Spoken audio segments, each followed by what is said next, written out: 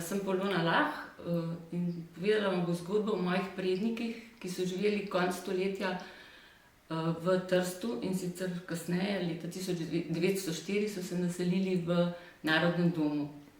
Moj pradedek je bil Ernest Pegan, sicer rojen v Vipavi, no, in potem je bil zelo podjeten človek.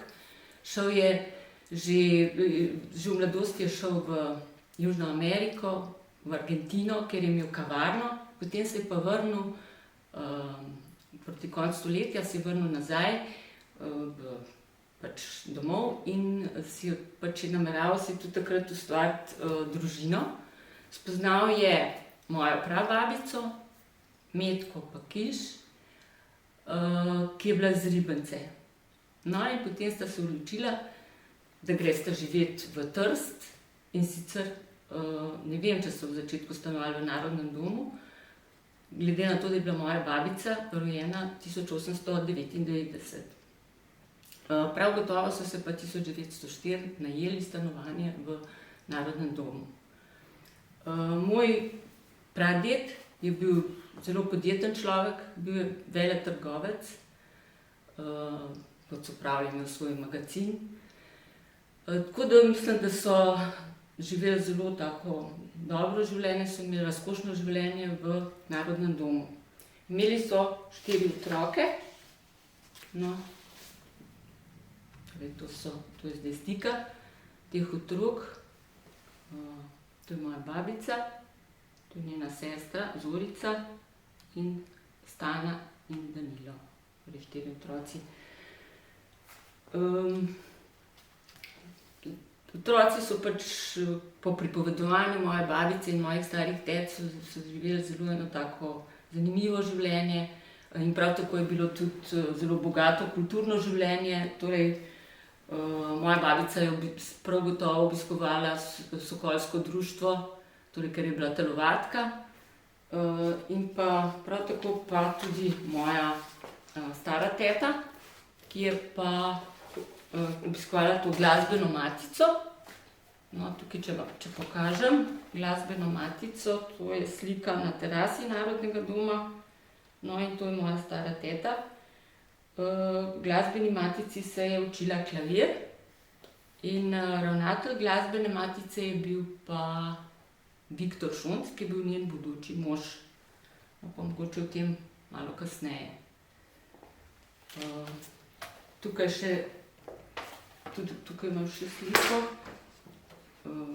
torej nekega liceja ženskega, ki ga je tudi obiskovala moja stara teta, ne, to je tudi slika. Katera teta? Tale. No, to je obiskovala. Mogoče tudi en tak dokaz, da so dobro živeli, tukaj neka slika iz Gradeža, kot otroci, so vidni otroci na kopališču. Na kopanju v Gradežu. Na kopanju v Gradežu.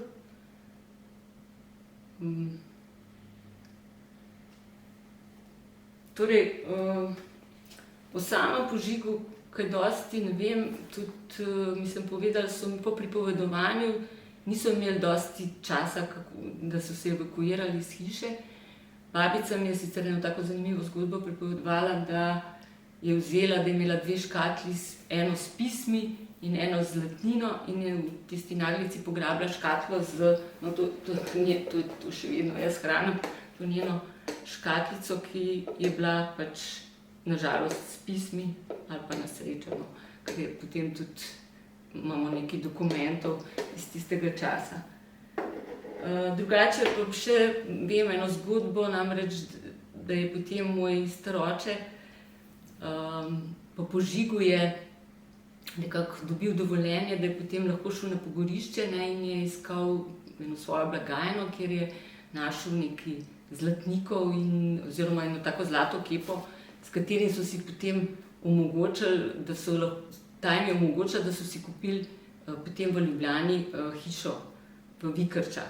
Torej, po požigu, ne vem natančno, kam so šli, kje so potem stanovali, ampak mislim, da so takoj po parih mesecih kupili to hišo v Vikrčah in so tam nekaj časa živeli. Mogoče še zgodba z Zorico Šonc, torej poročeno Šonc. Ta moja stara teta, kot sem že prej omenila, je obiskovala glasbeno matico in je tam pač spoznala tudi ravnatelja Viktorja Šonca, skladatelja, no, in sta potem kasneje sta se tudi poročila. No in v bistvu imam tudi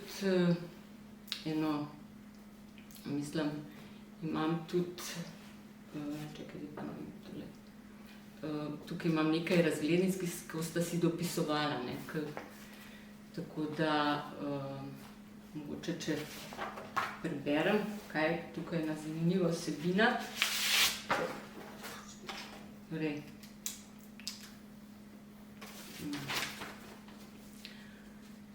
to je bilo že potem, ko so se oni preselili na Vikrče in piše, ne, draga Zorica, sem v Trstu, zopet vesela novica, pod narekovaji, pred dnevi so bili fašisti v restavraciji Evropa. Tjakaj so zahajali predvsem Slovenci in po večini Nemci.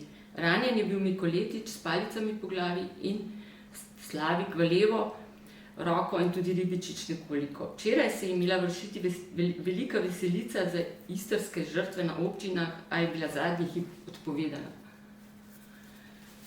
No, to sem si tole.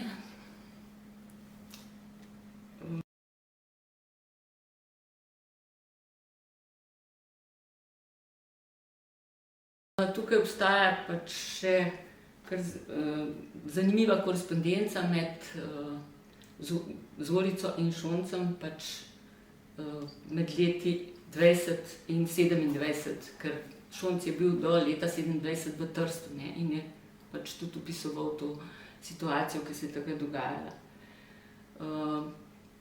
Kasneje, seveda, te Vikrče, tam so živeli nekaj časa, vendar se ta družina finančno potem nekako ni več opomogla in tudi usoda otrok oziroma te družine, torej moje babice in vseh teh starih tet, je bila na ta način nekako zapečatena. Verjetno, če bi ostali v Trstu, če se to ne bi zgodilo, bi verjetno vsi šli študirati nekaj, tako pa pravzaprav samo Zorica dosegla to, kar je hotela, ne, ker je potem bila glasbeni pedagog, torej klavir je poučevala v Ljubljani do upokojitve na Vegovi.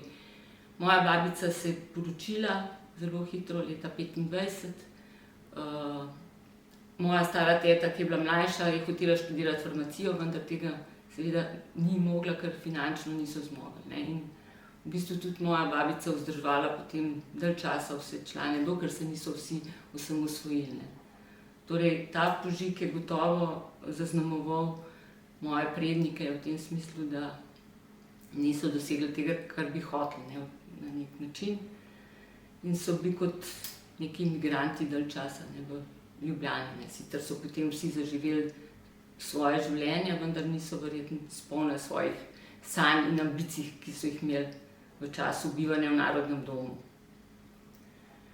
Še posebej z veseljem pa hranim kot spomin na družinsko dediščino to reklamno tablico za hotel Balkan, ki je deloval v Narodnem domu.